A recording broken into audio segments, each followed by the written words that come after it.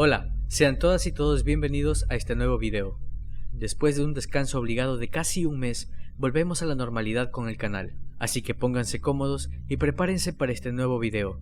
Yo soy Top Secrets y este es el caso de Nicholas Barclay y Frederick Bourdin, el camaleón.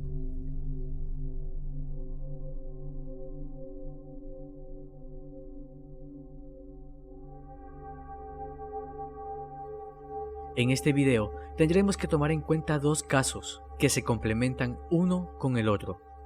Así que empecemos por la vida de Nicholas Barclay.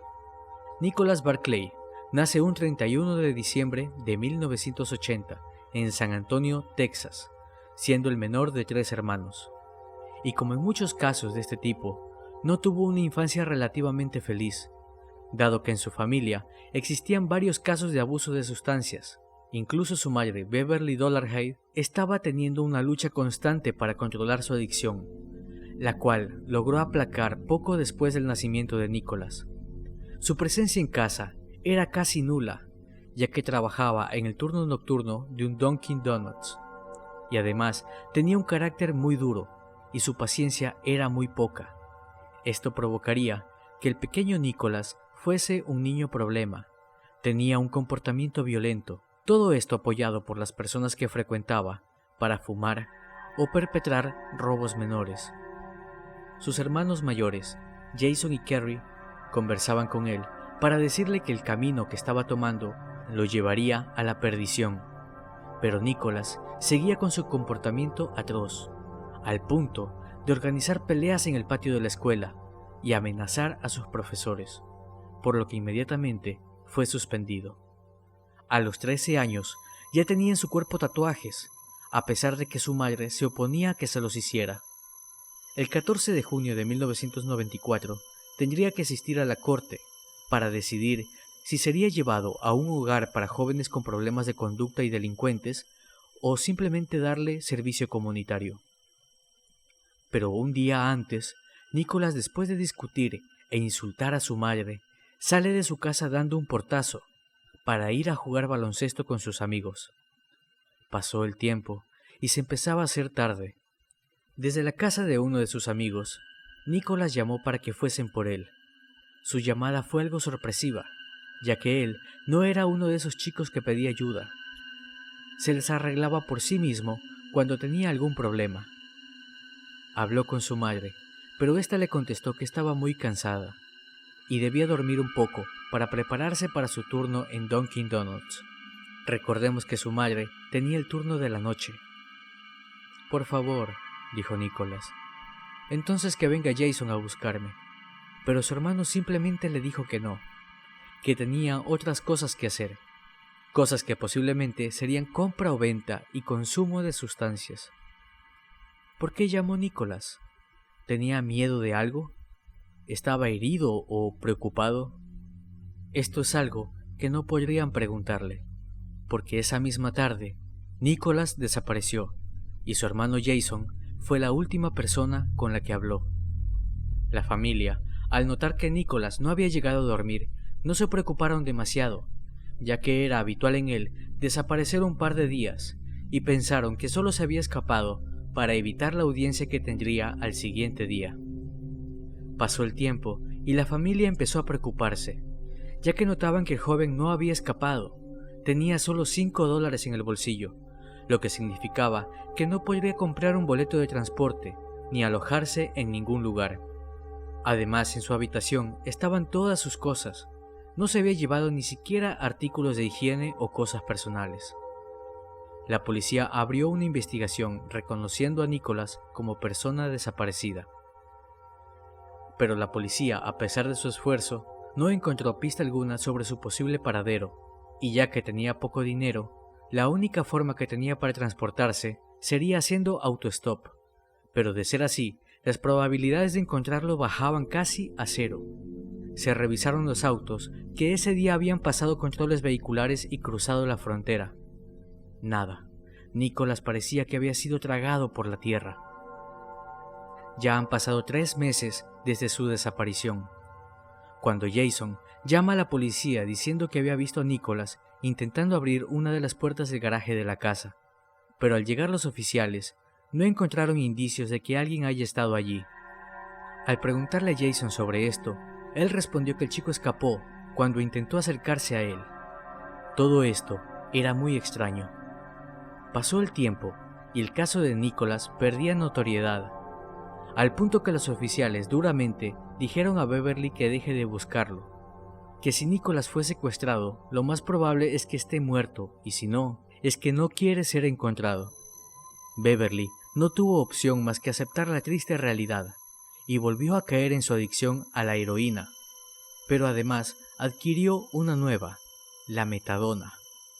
Jason, por otro lado, pero no muy lejos, se hundía en el abuso de sustancias igual o peores que las de su madre, y la búsqueda de Nicholas quedó en el olvido. Llega octubre de 1997 y al Centro Nacional para Niños Desaparecidos y Maltratados de Alexandria, Virginia, entra una llamada. Un hombre, llamado Jonathan Durin, director de un orfanato de Linares, España, les informa que acababa de aparecer un joven asustado, que no recuerda su pasado y habla inglés con acento estadounidense. Lo describe físicamente y el centro decide enviarle un fax con los datos de Nicholas Barclay. Asegura que volverá a llamar tan pronto tenga noticias, y cuelga la llamada. Pasaron unos minutos y llama de regreso. Tengo buenas noticias. Es él, dijo Jonathan. Sin perder tiempo, la recepcionista llama a la casa de Nicholas y le informa todo a la familia. Carrie, la hermana de Nicholas, se ofrece para ir en busca de su hermano y llevarlo por fin de regreso a casa. Tantos años de búsqueda por fin terminaban. Carrie trabajaba como asistente de ventas y todos en su trabajo también estaban emocionados por la noticia, tanto así que se ofrecieron pagarle el viaje. Días después, llegó el tan esperado momento. Carrie se acercó para abrazar a su hermano, empezando un llanto desconsolado, una mezcla de alegría por haber encontrado a su hermano y tristeza por lo que éste había pasado. El muchacho llevaba una gorra, gafas oscuras y una bufanda. Rápidamente vio que debajo de su gorra no estaba el cabello rubio, ni detrás de los lentes aquellos ojos azules que ella recordaba. Dio un paso atrás, pero todo tenía una explicación. Mientras miraba al piso y entre lágrimas, el muchacho explica que había sido raptado por un grupo de abusadores de menores y llevado a Europa. Fue abusado física y psicológicamente, que fue torturado y objeto de varios experimentos, en los cuales le inyectaban químicos en el cuero cabelludo y sus ojos, para que así estos cambien de color y no pueda ser reconocido nunca, y que su piel se veía marchita dado los trabajos forzados que tenía que realizar bajo el sol y lluvia los 7 días de la semana. Dijo además que lo golpeaban fuertemente cuando hablaba inglés, y gracias a esto su acento de Texas desapareció completamente. Escapó cuando uno de los vigilantes tuvo un descuido. Pedía que por favor no le hagan recordar el infierno que había vivido, que lo único que quería era regresar a casa con su familia y retomar su vida. El 18 de marzo de 1997, Carrie y su hermano están de regreso en Texas. Los medios locales están a tope con este evento. Cada canal de noticias mencionaba la milagrosa historia del escape de Nicholas de sus secuestradores. La familia está reunida. El esposo de Carrie, sus 2 hijos y Beverly están listos para darle la bienvenida a Nicholas. Jason era el único ausente, ya que se encontraba en un centro de desintoxicación por abuso de sustancias. Nicholas retoma su vida rápidamente. Ahora era un chico tímido, amable y que juega con sus sobrinos en la Nintendo. Regresa a estudiar, incluso va a misa con su familia. Su sobrina Chantel le pregunta ¿cómo te sientes, tío Nicholas? A lo que Nicholas le respondía, estoy muy feliz de volver con mi familia. Parecía que la historia de Nicholas había llegado a un dulce final feliz. Pero como en toda buena historia, siempre hay piedras en el camino, y en esta, la piedra se llamaba Charlie Parker, un investigador privado que es contratado por un programa sensacionalista que quería más información del caso, o temas oscuros, los cuales debía encontrar para poder pasarlos en su programa llamado Hard Copy. Llegaron a un acuerdo monetario, el cual nunca se reveló cuánto era, pero esto es irrelevante, ya que lo que descubriría luego valdría más que todo el dinero que alguien podría pagarle. Luego de haber llegado a un acuerdo con sus contratantes, Parker se pone en contacto con Nicholas y le propone una entrevista grabada para que así el mundo conociera las dificultades que él pasó durante su secuestro. Nicholas acepta, a pesar de que su familia estaba en contra de que lo haga. Ellos querían privacidad, pero Nicholas quería ser más mediático. Le encantaban las cámaras. La entrevista empezó y Parker solo asentía empáticamente a lo que Nicholas le contaba. Antes de la entrevista, Parker había hablado con oftalmólogos, los cuales le aseguraron que es imposible cambiar el color de los ojos. Además, había leído que la lengua, las huellas dactilares y las orejas son un rasgo único en cada individuo, por lo que discretamente le pide al camarógrafo que haga un plano detalle de las orejas del joven. Agradeció la entrevista y lo felicitó por el gran valor que había tenido al escapar de este infierno. Ya en su casa, Parker analiza las cintas, comparándolas con fotografías viejas de Nicholas, y ve lo que él ya sospechaba, y me atrevo a decir que ustedes también. A primera hora de la mañana siguiente, llama a Beverly diciéndole: «Señora, ese no es Nicholas». La familia está indignada con el investigador. Lo tachan de mentiroso, que solo buscaba hacer que su sufrimiento pasado renazca, para hacerse notar en los medios. La policía también lo acusa de no respetar la privacidad de estas personas. La investigación de Parker fue archivada. Pero un día antes de Navidad, quien hasta ahora tenemos como Nicholas, empezó a cortarse la cara con cuchillas de afeitar y a llorar desconsoladamente. Fue llevado a un centro de salud mental, donde estuvo por varios días conmoviendo a todo el mundo con su historia, y ya que consideraban al chico alguien dócil, lo dieron de alta. Pero mientras él estaba internado, el caso llegó a Nancy Fisher, una agente del FBI que había entrevistado a Nicholas apenas llegó a Estados Unidos. Al leer el informe de la investigación de Parker, confirma lo que ella ya sospechaba desde el primer día. Arma una especie de trampa para poder averiguar más sobre el muchacho. Lo lleva a un tratamiento para sanar sus heridas mentales ocasionadas por el secuestro. Su plan sale a la perfección, y los análisis dan como resultado que por su forma de hablar y de expresarse, este chico no pertenecía a los Estados Unidos, sino a Francia o España. El FBI muestra las pruebas a la familia de Nicholas, pero ellos seguían rehusándose a creer que este chico no era su pequeño desaparecido.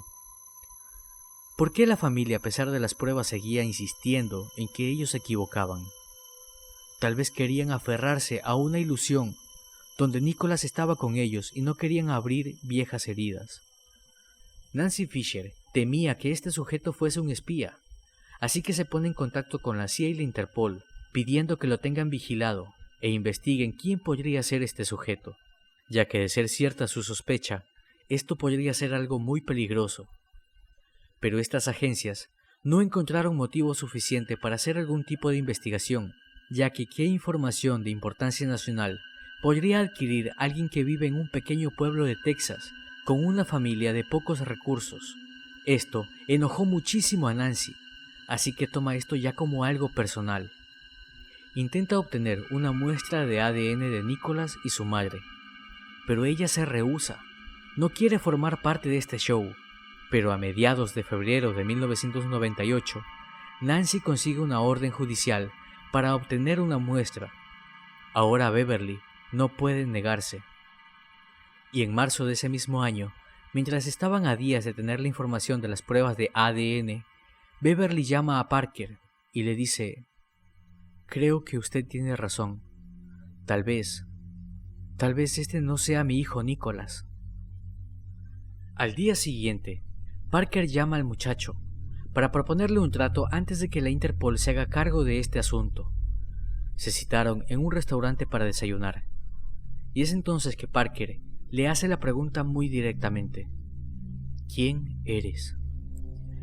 El joven entonces deja de comer, levanta la mirada y dice: «Mi nombre es Frederick Bourdin, y no tengo 16 años, tengo 23.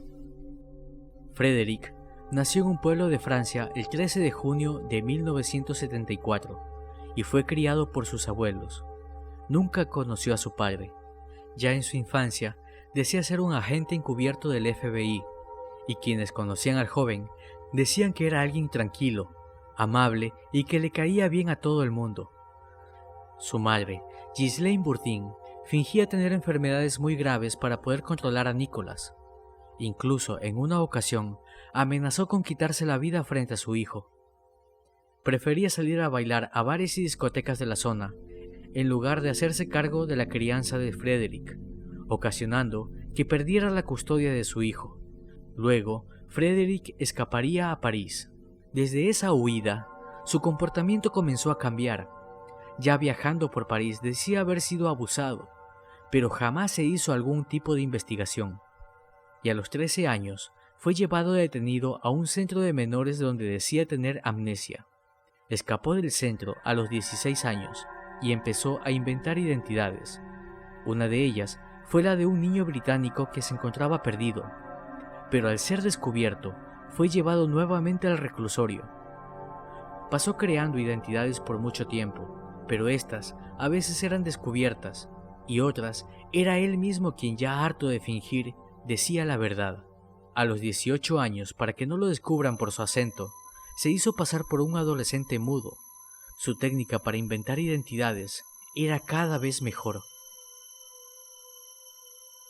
A Frédéric le encantaba ser mediático, y en la década del 90 fue invitado por varios programas donde narraba cómo inventaba sus identidades. Su secreto era que no todo tiene que ser mentira. Por ejemplo, si le preguntaban dónde había nacido, él decía que en París, dando su día y mes de nacimiento real, y en otras lo hacía al revés, decía su verdadero pueblo natal, pero cambiaba su fecha de nacimiento. Trataba de mantener todo lo más simple posible, para no enredarse con sus mentiras. Se tatuó un camaleón en su brazo, tatuaje del cual está muy orgulloso. Pero al intentar robar la vida de Nicolas, se topó con muchas irregularidades, las cuales hicieron que todo se salga de control. En 1997 fue detenido e intentó dar una identidad falsa, pero como los oficiales ya tenían datos de una persona similar a él, le pidieron que demuestre ser un adolescente. Rápidamente, piensa un plan. Pide que le dejen usar el teléfono en privado. Se lo permiten y es entonces cuando empieza su más grande transformación. Llama a una agencia de niños desaparecidos de Estados Unidos diciendo que es Jonathan Durin. Sí, el investigador que dijo haber encontrado a un niño perdido en Linares, España. Se trataba del mismo Frédéric. Al no poder demostrar a los oficiales que era un adolescente, lo llevan de nuevo a una celda hasta que pueda demostrarlo. Aprovecha este momento para hacerse los mismos tatuajes que Nicolas. Recordemos que le enviaron un fax con todas las características del chico. Pasó la noche tratando de justificar las diferencias entre ellos, y es cuando tuvo la idea de los secuestradores que experimentaban con él.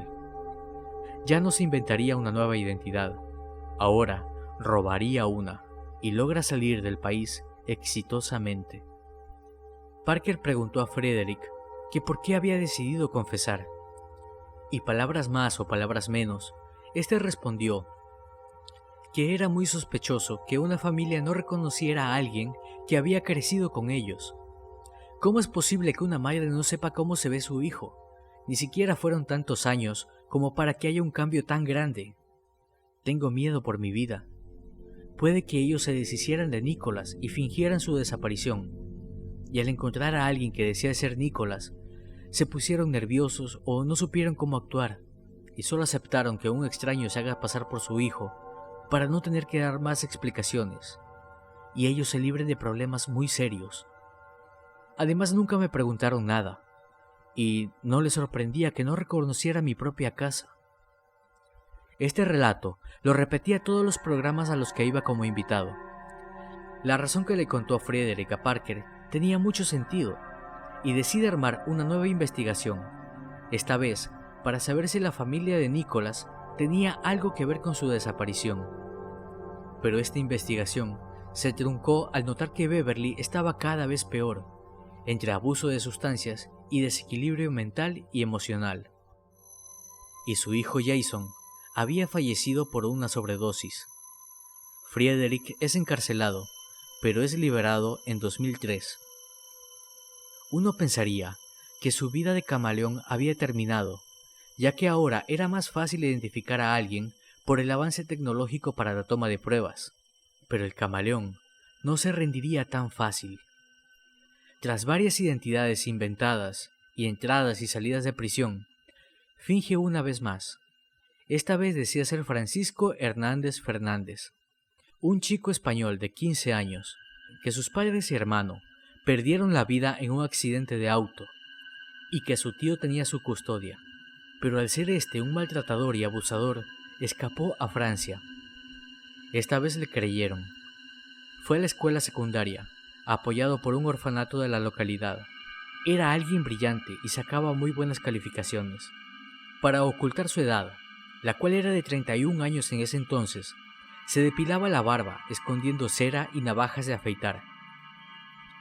Y ocultaba su calvicie usando una gorra todo el tiempo. Decía que le daba vergüenza mostrar las cicatrices que su supuesto tío le había ocasionado.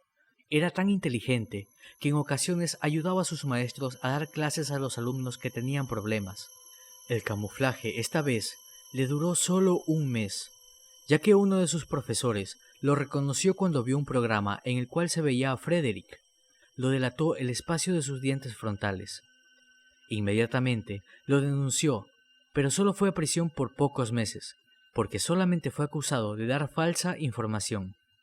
Conoció a Isabel, la cual lo había visto en televisión, y se enamoró perdidamente de él, y de la historia de que Frederick solo buscaba amor. Se hacen novios y se casan el 8 de agosto de 2007. Ahora viven con varios gatitos rescatados, y tienen 5 hijos. Cuando se le pregunta si volvería a actuar como un camaleón, él responde que esa vida ya quedó atrás, que encontró el amor que tantas dificultades le costó. El caso de Nicholas jamás se resolvió. Tal vez los policías tenían razón y fue secuestrado y eliminado por alguien. Habría huido y no quería ser encontrado. O tal vez sea su familia quien se encargó de él y Frederick estaba en lo cierto. Si tú crees que una de estas razones puede ser la correcta, déjame saberlo en los comentarios. La vida de Frederick está contada en la película El Impostor, estrenada en 2012. Puedes visitar el canal de Frederick, aunque ahora sus videos están en privado, pero antes de hacerlo, él daba mensajes motivacionales, sacando provecho de su historia. Bueno, hasta aquí el caso de hoy, que bueno en realidad fueron 2, pero uno de ellos sigue abierto aún. Gracias por haberte quedado hasta el final del video. Si te gustan las historias de terror y los casos policiales, suscríbete si aún no lo has hecho, y activa la campana de notificación para que no te pierdas el próximo video. Con esto me despido. Yo soy Top Secrets, hasta pronto.